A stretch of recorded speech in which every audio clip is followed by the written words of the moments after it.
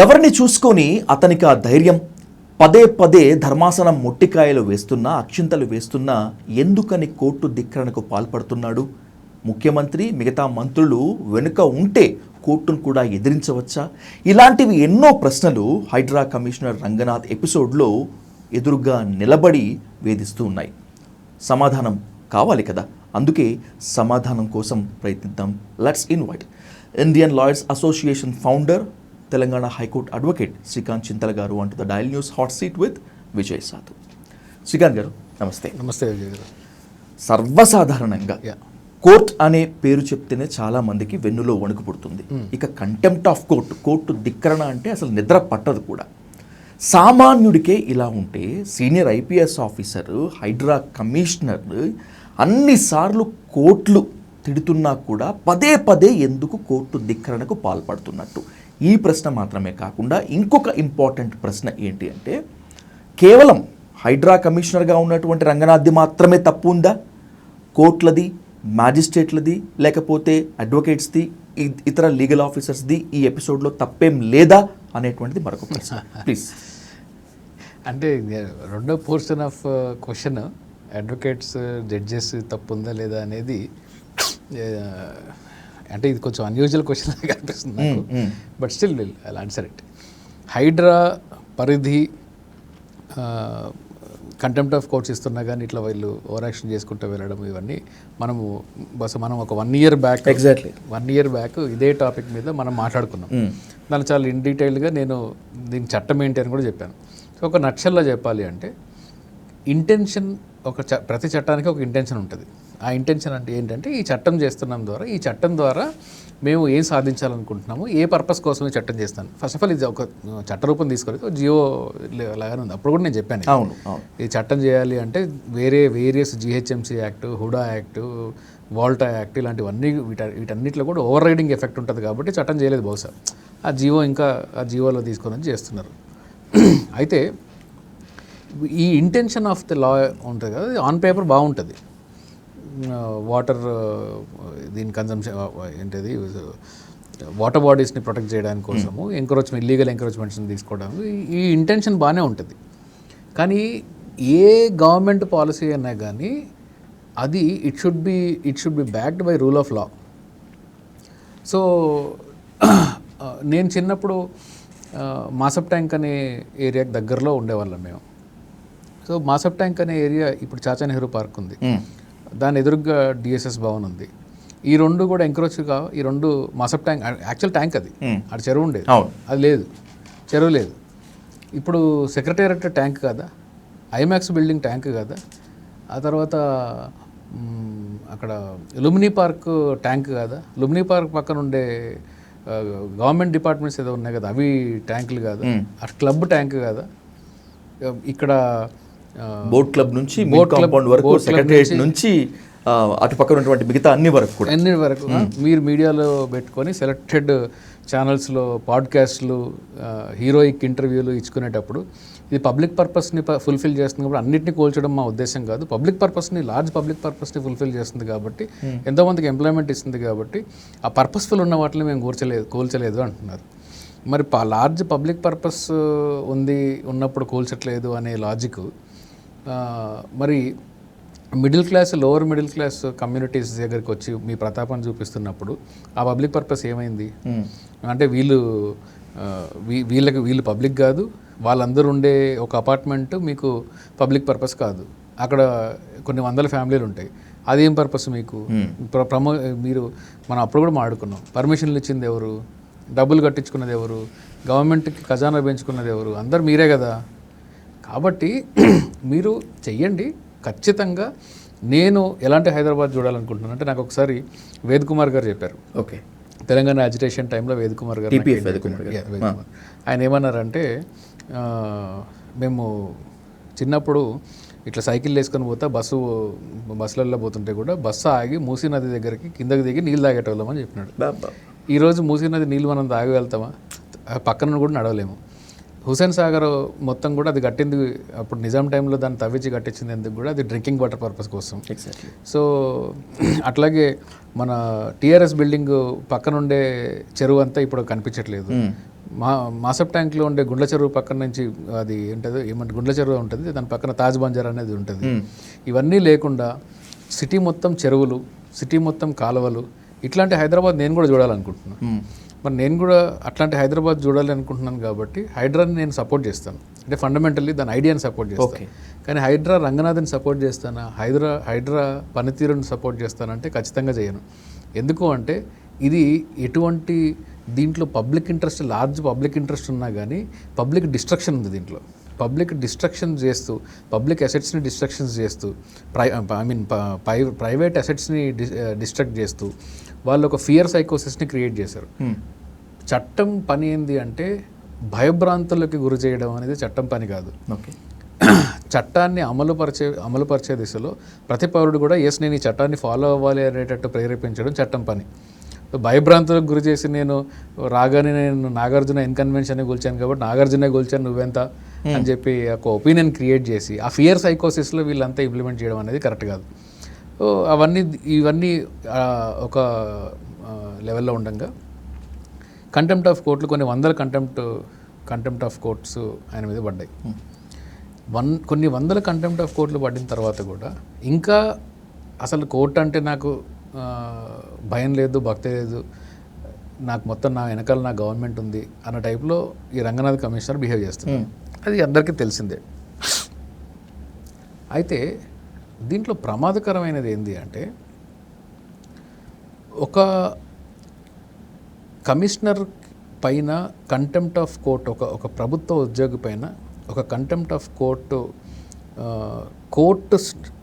కోర్టులో పిటిషన్ వేసిన third party కాకుండా కోర్టే సుమోటోగా పిటిషన్స్ కంటెంప్ట్ ఇష్యూ చేయడం చాలా కేసుల్లో జరిగింది. ఓకే, ఎవరు వెళ్ళి కంటెంప్ట్ జరిగిందని చెప్పలా, కోర్టు సుమోటోగా రీసెంట్గా కూడా సుమోటోగా కంటెంప్ట్ ఇష్యూ చేసింది ఈ హైడ్రా కమిషనర్ మీద. ఇది చాలా పెద్ద ఇన్సల్ట్ ఒక ఎగ్జిక్యూటివ్కి.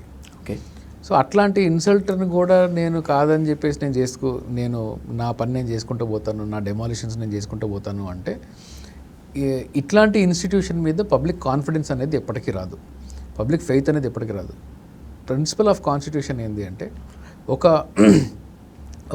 ఒక చట్టం కానీ లేదంటే ఒక సిస్టమ్ కానీ ఒక ప్రొసీజర్ కానీ ఫ్రీ, ఫెయిర్, ట్రాన్స్పరెంట్గా ఉండాలి. ఫెయిర్ అండ్ ట్రాన్స్పరెంట్గా ఉండాలి, అంతటితో సరిపోదు. అంటే రాజ్యాంగం చెప్పేది ఏంటంటే నువ్వు ఒక చట్టాన్ని రూపొందించినప్పుడు, ఒక ప్రొసీజర్నో ఒక రూల్నో పెట్టినప్పుడు అది ఫెయిర్ అండ్ ట్రాన్స్పరెంట్గా ఉండాలి, కానీ అంతటితో సరిపోదు. అది అలా ఉంది అనే కాన్ఫిడెన్స్ని కామన్ మ్యాన్లో కలిగించాలి. అంటే ఆ కలిగించకపోతే ఆ చట్టం చెల్లదు. ఇప్పుడు ఒక పొలిటీషియన్ వచ్చి నా ఉద్దేశం చాలా పెద్దదే అనొచ్చు. నేను మీకు ముందే చెప్పాను హైడ్రా ఉద్దేశం చాలా బాగుంటుంది, నాకు ఆన్ పేపర్ ఉద్దేశం చాలా నచ్చుతుంది అని చెప్పాను నేను. ఇది అంటే ఫెయిర్గా ట్రాన్స్పరెంట్గా ఉంది అన్నట్టే కనిపిస్తుంది, కానీ నాలో కాన్ఫిడెన్స్ని కలిగించింది ఆ చట్టము, నాలో కాన్ఫిడెన్స్ని తీసుకురాలి. ఇది నిజంగానే ఫెయిర్ అండ్ ట్రాన్స్పరెంట్గా ఉందనే కాన్ఫిడెన్స్ లేదు. సో లేదు కాబట్టి ఇది కాన్స్టిట్యూషనల్ స్పిరిట్కి వ్యతిరేకంగా ఉంది ఈ చట్టం. కాన్స్టిట్యూషనల్ స్పిరిట్కి వ్యతిరేకంగా దీని ఫంక్షనింగ్ ఉంది, దీని ఎస్టాబ్లిష్మెంట్ అట్లాగే ఉంది, దీని ఫంక్షనింగ్ కూడా అట్లాగే ఉంది. కాబట్టి మేబీ గవర్నమెంట్ ఏదైనా ఆల్టర్నేట్ మెకానిజమ్స్ చూసుకోవడం మంచిది ఈ హైడ్రా పరిస్థితులు.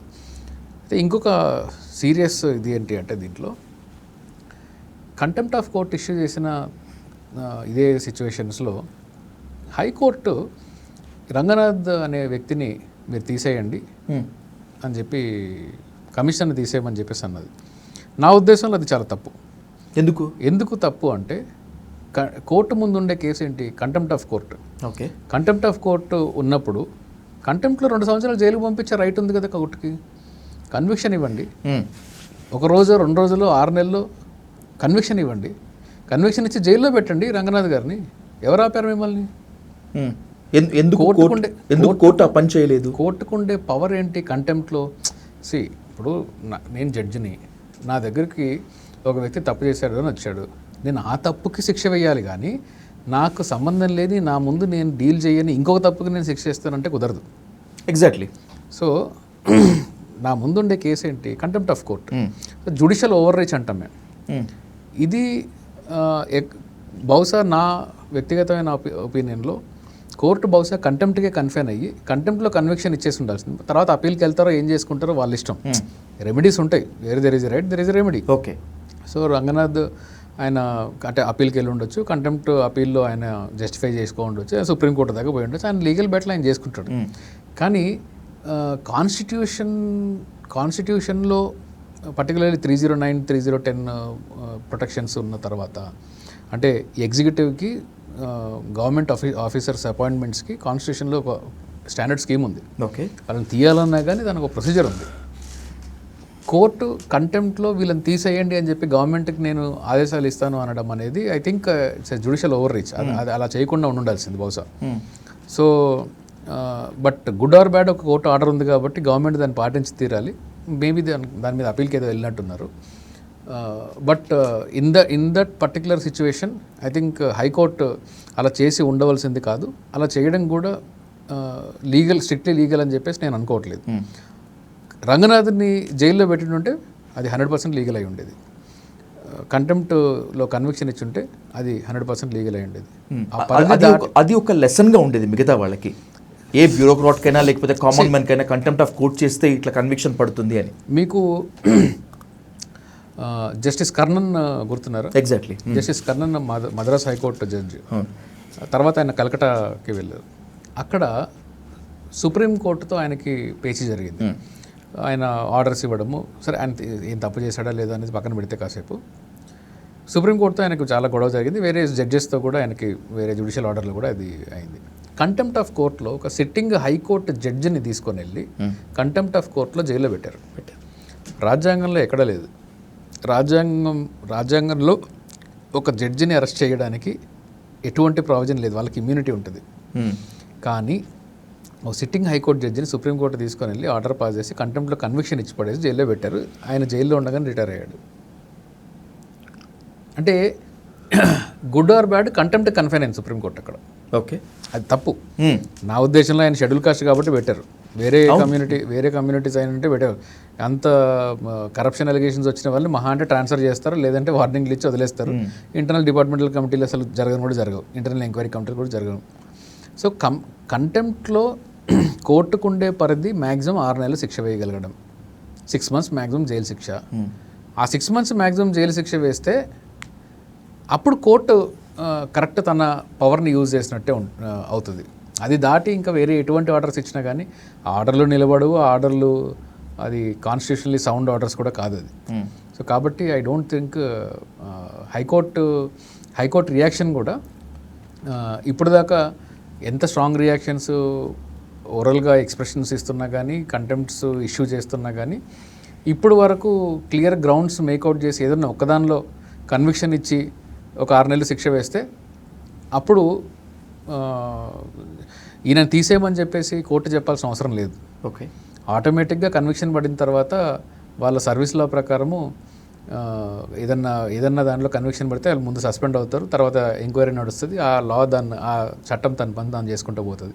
మనం స్పెషల్గా ఈయన తీసేయండి అని చెప్పాల్సిన అవసరం లేదు. దేర్ఫోర్ ఇట్ ఈస్ అంటే జ్యుడిషియరీ కూడా తన పరిధి దాటి కొంతవరకు ఈ కేసులో వెళ్ళిందని అనుకోవాలి మనం. వన్ క్వశ్చన్తో ముగిస్తాను శ్రీకాంత్ గారు. హైడ్రా కమిషనర్గా రంగనాథన్ తీసేయమని చెప్పి హైకోర్టు చెప్పినప్పుడు ఇది కంటెంప్ట్ ఆఫ్ కోర్టు బెంచ్ చెప్పింది కాబట్టి బరాబర్ తీసేస్తారు అని చెప్పి అందరూ అని చెప్పి అనుకున్నారు. కానీ ఇప్పటి వరకు నో యాక్షన్.